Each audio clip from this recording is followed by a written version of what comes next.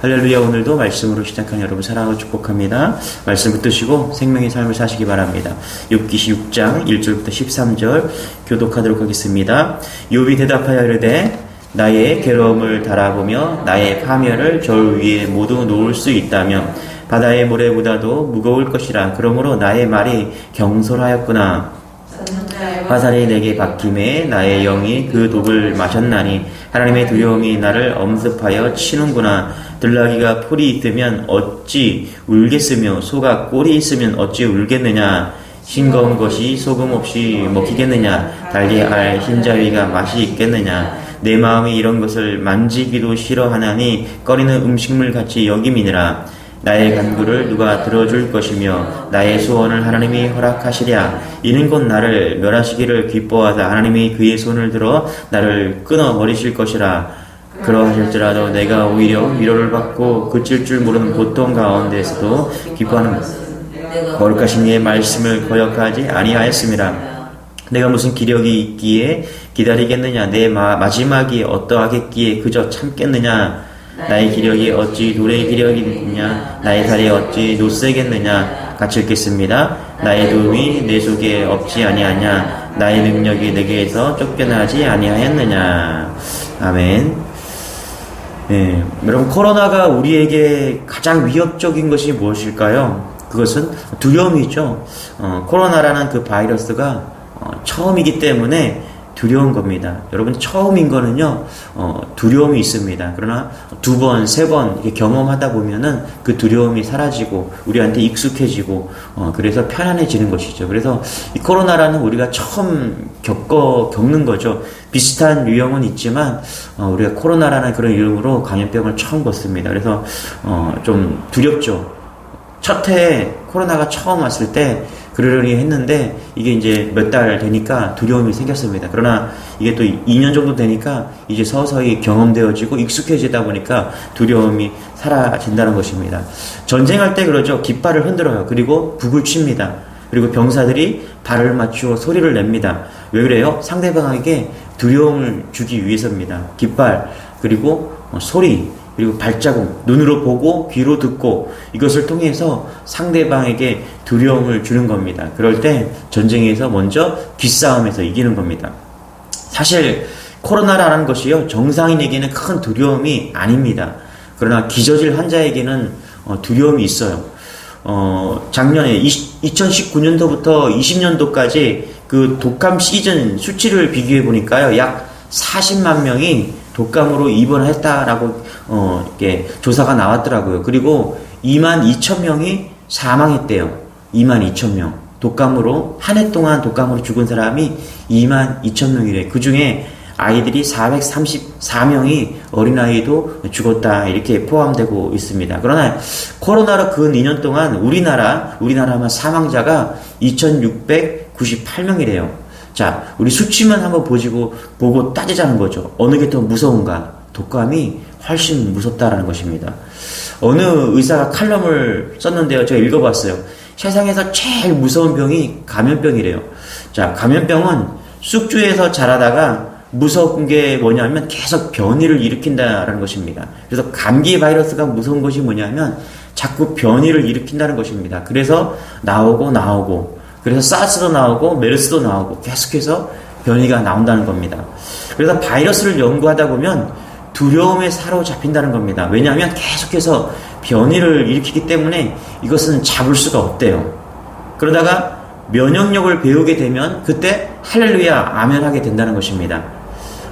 이 면역력은 감염병보다 훨씬 강하대요. 면역력이 생기면 어떤 바이러스보다 항체가 강해서 어떤 바이러스가 와도 다 이겨낸다는 것입니다. 자, 여러분, 우리가 욥기를 좀 이런 시각에서 좀 보자는 겁니다. 욥기는요, 감염병에만 신경을 써요. 그러나 하나님께서는 원하는 것이 뭐냐?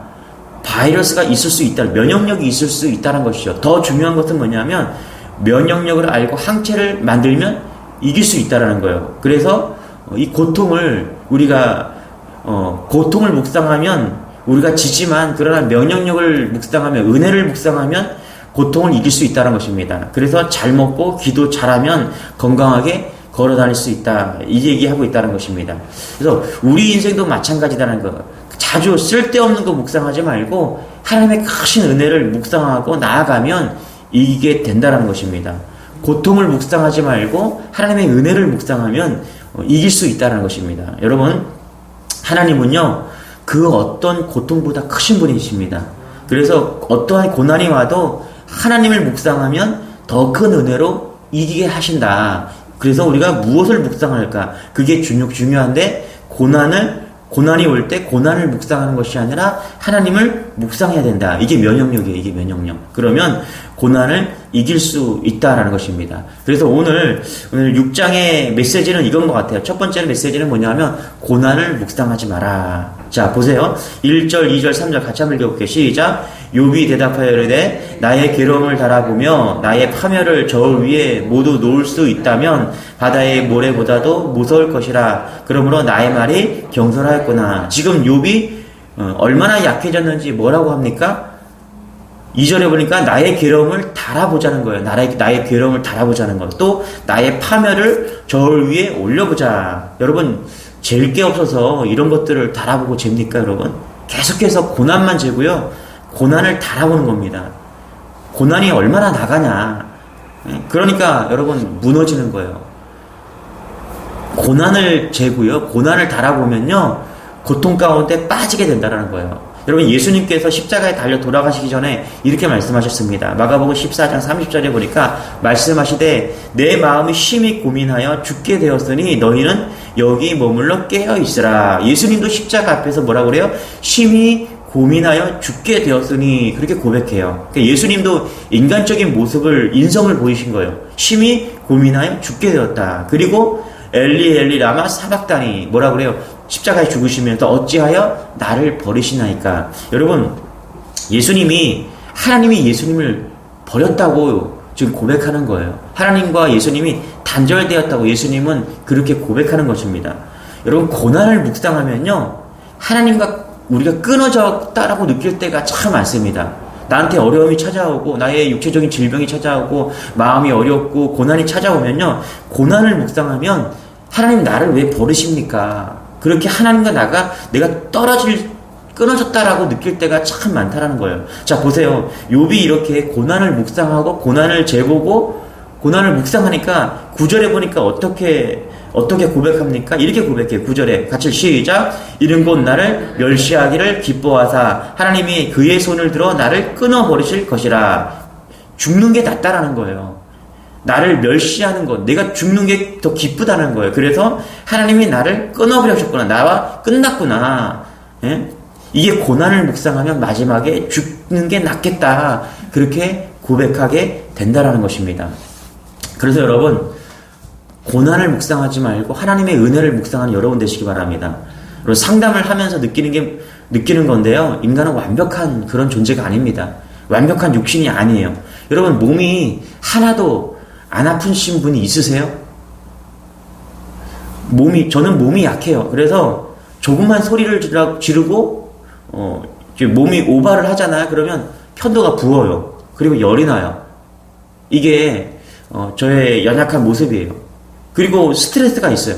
스트레스를 받으면 소화가 안 돼요. 그래서 소화제를 먹어야 돼요. 여러분 몸은 어떠세요, 여러분? 완벽해요? 20살이 되면요, 몸이 노화가 되기 시작한다라는 거예요. 퇴화되기 시작한대요.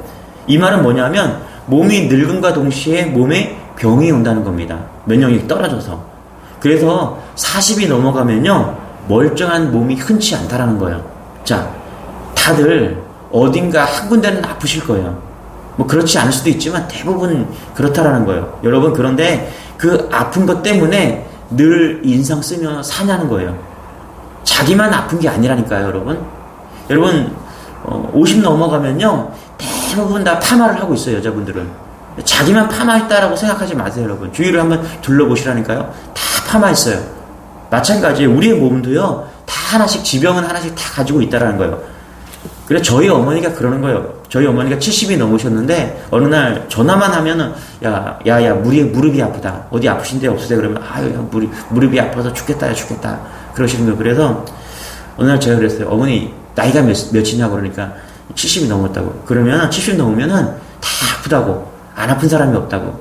주위에 그 교회 다니시는 권사님들 한번 물어보시라고. 아픈 곳이 없냐고. 그러니까, 아유, 내가 제일 건강해. 내가 제일 건강하다고. 우리 교회에서 자기가 제일 젊고, 자기가 제일 건강하대. 그거라고. 여러분, 엄마 나이 들면은 그런 거라고, 원래.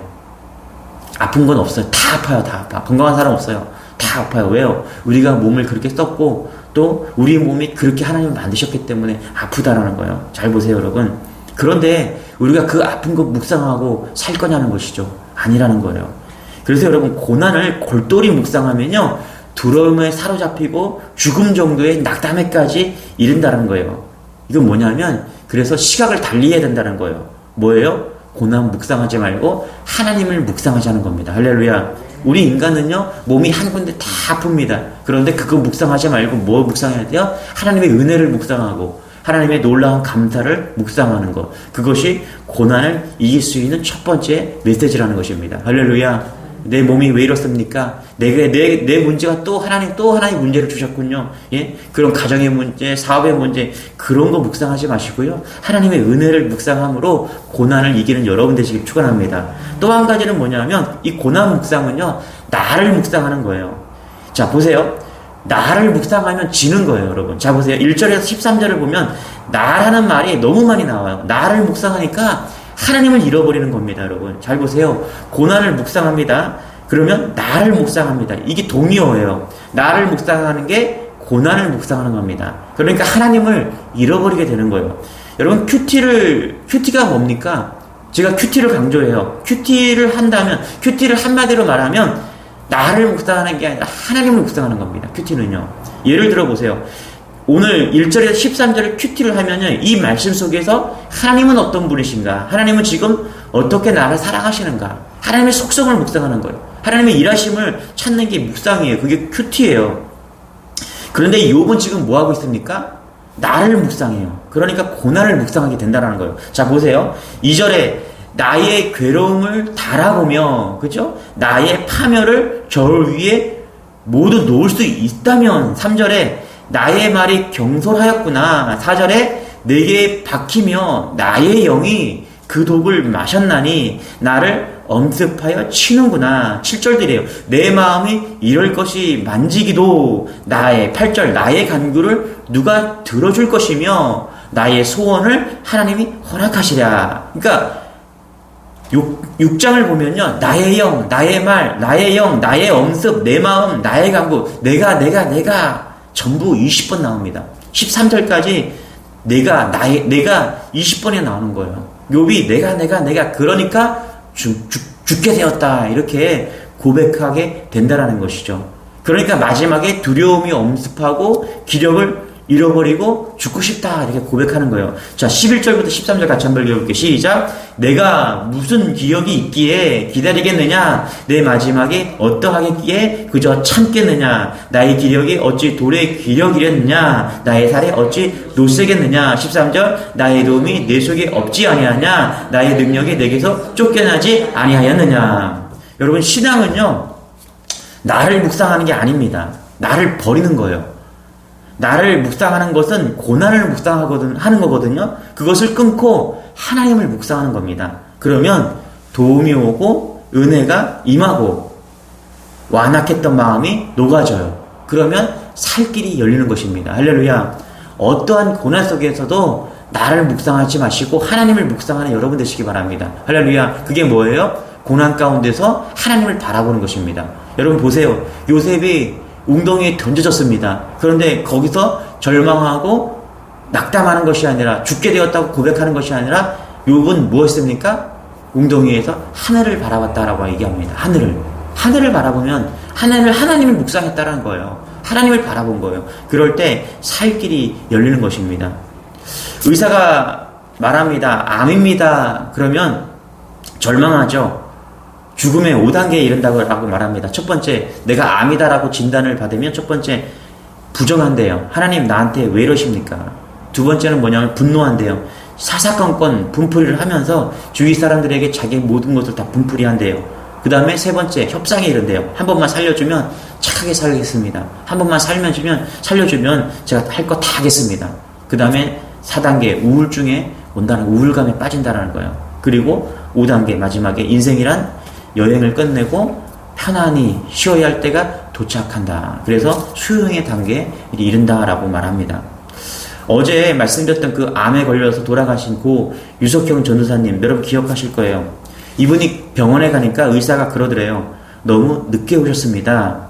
직장암 말기입니다. 사형 선고를 받은 거죠. 수술해봐야 길어야 1년 살 수 있습니다. 많은 사람들이 이분에게 물었대요. 하나님을 원망하냐고. 그런데 그 전도사님이 고백합니다. 나는 한 번도 하나님을 원망하지 않았습니다. 많은 사람들이 왜 당신에게 이런 일이 일어났냐고 물어봤지만 나는 단 한 번도 왜라는 질문을 하지 않았습니다. 그렇게 고백해요. 그 이유는 저는 하나님을 이해하는 것이 아니라 신뢰하고 있기 때문입니다. 나를 나보다 더 잘 아시고 나의 필요를 잘 아시고 나에게 가장 좋은 것을 주신다는 것을 확신합니다. 그래서 하나님을 원망하지 않았습니다. 하나님에게 왜라고 묻지 않았습니다. 여러분 그런 것 같아요. 고난이 나에게 암이라는 선고가 내릴 때 그 암을 묵상하면요 인간은 누구나 죽음의 5단계로 빠져나갈 수 없다는 거예요. 벗어날 수 없다는 거예요.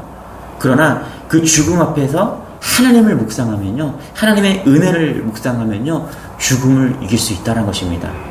오늘 결론을 낼 수 있습니다. 신앙이란 하나님을 묵상하는 거다.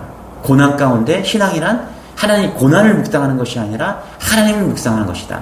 고난을 묵상하면 죽어요. 죽습니다. 그러나 어떠한 상황 속에 어떤 고난 속에서도 하나님을 묵상하면 사는 거예요. 다시 싱싱해지고 그것이 하나님의 능력이다. 여러분 명심하시기 바랍니다. 고난 만납니다. 고난을 피해갈 사람은 아무도 없습니다. 저부터 시작해서 오늘 예배드리는 모든 여러분 가운데 고난이 반드시 찾아옵니다. 때로는 감당할 수 있는 고난이 찾아와요. 그러나 때로는 감당할 수 없는 고난도 찾아옵니다. 그럴 때 명심하시기 바랍니다. 그 고난을 묵상하는 것이 아니라 하나님을 묵상하는 거예요. 할렐루야. 폭풍 가운데 있는 그 폭풍을 묵상하는 것이 아니라 폭풍을 잠잠케 하는 그 하나님을 묵상하는 거예요. 그럴 때 거기서 일어날 수 있고 또 승리할 수 있는 다시 싱싱해질 수 있는 그런 믿음으로 일어날 수 있게 된다는 것입니다. 이것이 지혜입니다. 오늘 욥기 6장을 통해서 그 믿음을 얻는 여러분 되시기를 축원합니다. 기도하겠습니다. 하나님 감사합니다. 욥을 통해서 고난보다 더 크신 하나님을 만나게 하시니 감사합니다. 우리가 인생을 살아가면서 고난 가운데 그 고난을 이길 수 있는 방법 하나님을 묵상하는 것입니다. 나를 묵상하는 것이 아니라 고난을 묵상하는 것이 아니라 하나님을 묵상하게 하시고 그 어떤 것보다 크신 하나님 또 나에게 가장 좋은 것을 주신다라고 확신할 수 있는 그런 믿음을 우리에게 허락하여 주옵소서. 그래서 날마다 이기는 믿음으로 날마다 싱싱한 믿음으로 세워져가는 믿음의 백성들 다 될 수 있도록 은혜를 더하여 주옵소서. 특별히 하나님 육신적으로 또 심적으로 고난 가운데 있는 그런 성도가 있습니까? 하나님을 묵상함으로 일어설 수 있는 귀한 믿음으로 오늘도 승리하게 도와주옵소서. 감사드리며 예수님의 이름으로 기도드리옵나이다. 아멘. 오늘 욥기 6장에서 그 말씀 붙잡고 일어설 수 있는 귀한 믿음 달라고 우리 주여 한번 외치고 기도하겠습니다. 주여 주님